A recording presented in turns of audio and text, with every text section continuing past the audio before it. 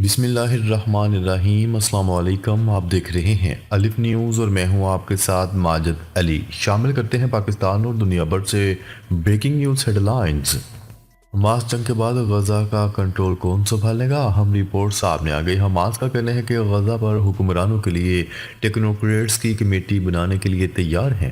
Hamas کے senior اہلکار موسیٰ ابو مرزوق کا کہنا تھا کہ گروپ جنگ کے بعد غزہ پر حکومت کرنے کے لیے ایک کمیٹی تشکیل دینے کے لیے تیار ہے، جس میں فلسطینی دھڑوں کی طرف سے متفقہ ٹیکنوکریٹس شامل ہوں۔ مقامی میڈیا کو دیے گئے بیان میں ابو مرزوق نے کہا کہ یہ خیال مصر کی طرف سے پیش کیا گیا تھا، جو اس وقت حماس اور اسرائیل کے درمیان بلا واسطہ جنگ بندی مذاکرات میں ایک اہم ثالث ہے۔ ابو مرزوق کے مطابق اس خیال کو فتح تحریک نے روک دیا تھا۔ فلسطینی قدس نیوز نیٹ ورک نے ابو مرزوق کے حوالے سے کہا ہے کہ ہم اس کمیٹی کی اس شرط پر حمایت کرتے ہیں کہ یہ قومی اور دیانتداری شخصیات سے تشکیل دی جائے جو بدعنوان نہ ہوں۔ اسرائیل کے انکلیو پر خونریز حملوں کے بعد غزہ کی پٹی کا نظم و نسق کون سنبھالے گا؟ یہ مسئلہ مذاکرات میں ایک اہم نکتہ رہا۔ پچھلے سال فلسطینی دھڑوں نے قومی اتحاد کے معاہدے پر دستخط کیے تھے، جس کا مقصد جنگ کے خاتمے کے بعد غزہ پر فلسطینیوں کا کنٹرول برقرار رکھنا تھا۔ طویل المدتی حریف حماس اور الفتح کے ساتھ ساتھ 12 دیگر فلسطینی گروپوں کی طرف سے دستخط کیے گئے اس معاہدے میں جنگ کے بعد غزہ پر حکمرانی کے لیے ایک عبوری قومی مفاہمتی حکومت کی بنیاد رکھی گئی ہے۔ خبر کے اگلے حصے میں بات کرتے ہیں اسرائیلی حملوں کی وجہ سے امدادی اداروں کو حدیدہ بندرگاہ سے امداد کی فراہمی میں مشکلات۔ نیوز رپورٹ کے مطابق مغربی یمن کی اہم بندرگاہ کو نشانہ بنانے والے حالیہ اسرائیلی حملوں کے نتیجے میں حدیدہ کی بندرگاہ کے ذریعے امداد پہنچانے میں ناکامی ہو رہی ہے۔ تنظیم نے ایکس پلیٹ فارم پر شائع کی گئی ٹویٹس میں واضح کیا ہے کہ اس کی ٹیموں کو حدیدہ کی بندرگاہ کے ذریعے ان کی فراہمی میں ناکامی کی وجہ سے طبی اور انسانی امداد کو دوسری بندرگاہوں پر بھیجنا پڑا، جس کی وجہ سے مستحقین تک اس امداد کی ترسیل میں تاخیر ہو۔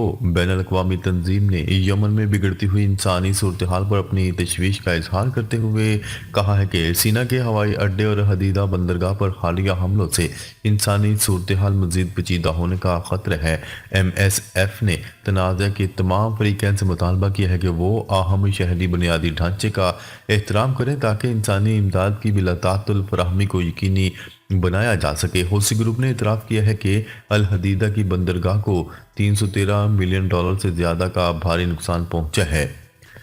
اسرائیل کی طرف سے گزشتہ جولائی سے 3 الگ الگ حملوں میں الحدیدہ، السیف اور راس عیسیٰ بندرگاہ کو نشانہ بناتے ہوئے کئی حملے کیے گئے تھے۔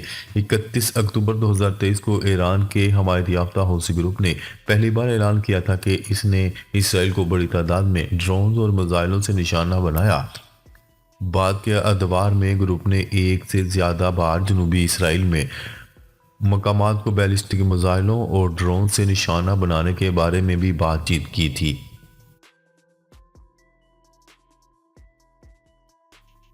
خبر کے اگلے حصے میں بات کرتے ہیں لبنان میں آرمی چیف جنرل جوزف اون ملک کے صدر منتخب۔ صدر کے انتخاب کے لیے آج ہونے والے پارلیمنٹ کے اجلاس میں لبنانی پارلیمنٹ کے 128 اراکین میں سے 99 ارکان نے جنرل جوزف اون کے حق میں ووٹ دیا۔ جنرل جوزف اون ووٹنگ کے پہلے مرحلے میں 2/3 اکثریت حاصل کرنے میں ناکام رہے تھے۔ خیال ہے کہ سابق صدر میشیل اون کی مدت صدارت اکتوبر 2022 میں ختم ہو گئی تھی، جس کے بعد سے لبنان میں صدر کا عہدہ خالی تھا۔ حزب اللہ کی حمایت یافتہ صدارتی امیدوار سلیمان فرنجیہ گزشتہ روز جوزف اون کے حق میں دستبردار ہو گئے تھے۔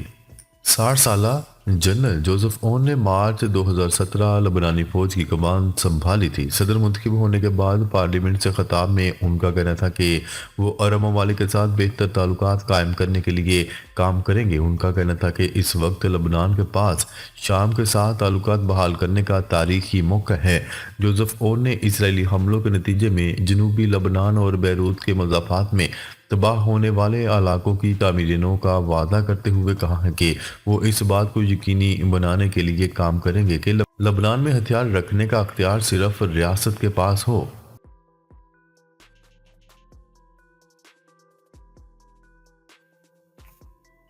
خبر کے اگلے حصے میں بات کرتے ہیں ڈونلڈ ٹرمپ کی دھمکیاں، کینیڈا کی امریکی مصنوعات پر جوابی ٹیکس عائد کرنے کی تیاری۔ کینیڈا نو منتخب امریکی صدر ڈونلڈ ٹرمپ کی دھمکیوں کے جواب میں امریکی جوس، پھولوں اور سیرامیکس ٹوائلٹ سمیت متعدد امریکی مصنوعات پر ٹیکس عائد کر دے گا۔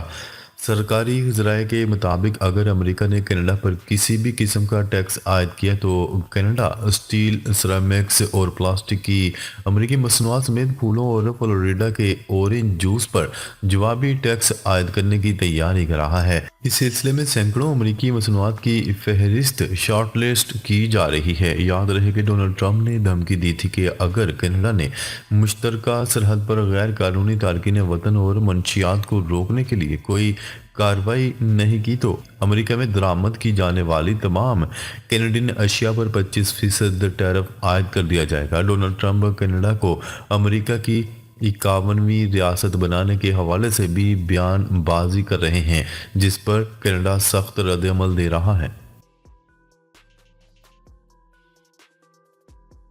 خبر کے اگلے حصے میں بات کرتے ہیں غزہ اسرائیلی حملوں میں مزید 70 فلسطینی شہید۔ غزہ میں 24 گھنٹوں میں اسرائیلی حملوں میں مزید 70 فلسطینی شہید ہو گئے۔ غزہ میں اسرائیلی حملوں میں شہید فلسطینیوں کی تعداد 46,000 سے تجاوز کر گئی۔ اب تک 1,09,378 فلسطینی زخمی ہو چکے ہیں۔ گزشتہ روز غزہ پر اسرائیلی فوج کے حملوں میں 50 فلسطینی شہید ہوئے تھے۔ یونیسیف کا کہنا تھا کہ 2025 کے پہلے ہفتے میں 74 فلسطینی بچے شہید ہو چکے ہیں۔ غزہ حکام نے خبردار کیا ہے کہ ایندھن کی شدید قلت کے باعث مزید ہسپتال بند ہو سکتے ہیں۔ غزہ کی وزارت صحت کے مطابق ہسپتالوں کے پاس صرف ایک دن کا ایندھن باقی ہے۔ دوسری جانب اسرائیلی فوج کا کہنا ہے کہ رفح میں زیر زمین سرنگ سے ایک مغوی کی لاش ملی ہے، جبکہ بیت الحنون میں IED حملے میں 3 فوجی ہلاک ہوئے۔ اسرائیلی وزارت خزانہ نے کہا ہے کہ غزہ کے خلاف جنگ کو مختلف انداز میں بڑھایا جائے گا، حماس کے لیے جہنم تیار کر رہے ہیں۔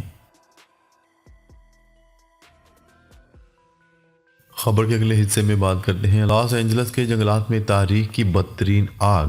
امریکی شہر لاس اینجلس کے جنگلات میں تاریخ کی بدترین آگ نے 29,000 سے زائد ایکڑ رقبہ لپیٹ میں لے لیا۔ منگل سے لگی آگ بجھانے کے لیے پانی اور اہلکار کم پڑنے لگے۔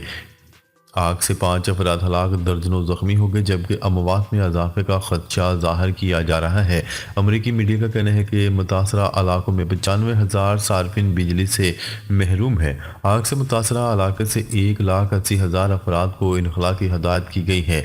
2,000 سے زیادہ املاک راکھ کا ڈھیر بن گئی۔ مشہور ہالی ووڈ شخصیات کے اربوں روپے مالیت کے گھر بھی تباہ ہو گئے۔ نقصانات کا ابتدائی تخمینہ $50 ارب سے زیادہ ہو گیا ہے۔ خشک اور تیز ہواؤں سے آگ میں خطرناک اضافے کا خدشہ برقرار ہے۔ خبر کے اگلے حصے میں بات کرتے ہیں جعلسازی کا مقدمہ، نو منتخب امریکی صدر ڈونلڈ ٹرمپ کو آج سزا سنائی جائے گی۔ امریکہ کے نو منتخب صدر ڈونلڈ ٹرمپ کو جعلسازی کے مقدمے میں آج سزا سنائی جائے گی۔ امریکی سپریم کورٹ نے کارروائی معطل کرنے کی ڈونلڈ ٹرمپ کی درخواست مسترد کر دی۔ ڈونلڈ ٹرمپ کو کاروباری جعلسازی کا مجرم قرار دیا جائے گا۔ کارروائی کے لیے ڈونلڈ ٹرمپ کی عدالت میں پیشی لازمی نہیں۔ واضح رہے کہ ڈونلڈ ٹرمپ امریکی صدارت سنبھالنے والے پہلے مجرم صدر بن جائیں گے۔ کاروباری معلومات میں جعلسازی کے مقدمے میں ڈونلڈ ٹرمپ پر فرد جرم عائد ہے۔ خیال ہے کہ ڈونلڈ ٹرمپ نے سزا سنائے جانے کی سماعت حلف برداری سے پہلے روکنے کی اپیل کی تھی، لیکن عدالت نے اسے مسترد کر دیا ہے۔ عدالت کی جانب سے ڈونلڈ ٹرمپ کو سزا سنائے جانے کے لیے 10 جنوری کی تاریخ مقرر کی گئی تھی۔ خبر کے اگلے حصے میں بات کرتے ہیں روس نے یوکرین کی رہائشی عمارتوں پر گائیڈڈ بم برسا دیے۔ یوکرین کے جنوب مشرقی شہر پر روس نے حملہ کر دیا۔ روس کی رہائشی عمارتوں پر بمباری سے 13 افراد ہلاک ہو گئے۔ گائیڈڈ بموں سے بڑے پیمانے پر نقصان ہوا۔ یوکرین کے صدر ولادیمیر زیلنسکی نے روسی حملوں کی شدید مذمت کی۔ یوکرین کے صدر نے اتحادیوں سے حملے روکنے کے لیے دباؤ بڑھانے پر زور دیا۔ ناظرین، اب تک کے لیے اتنا ہی۔ مزید خبریں لے کر بہت جلد آپ کی خدمت میں حاضر ہوں گے۔ تب تک کے لیے اپنا خیال رکھیے گا۔ اللہ نگہبان۔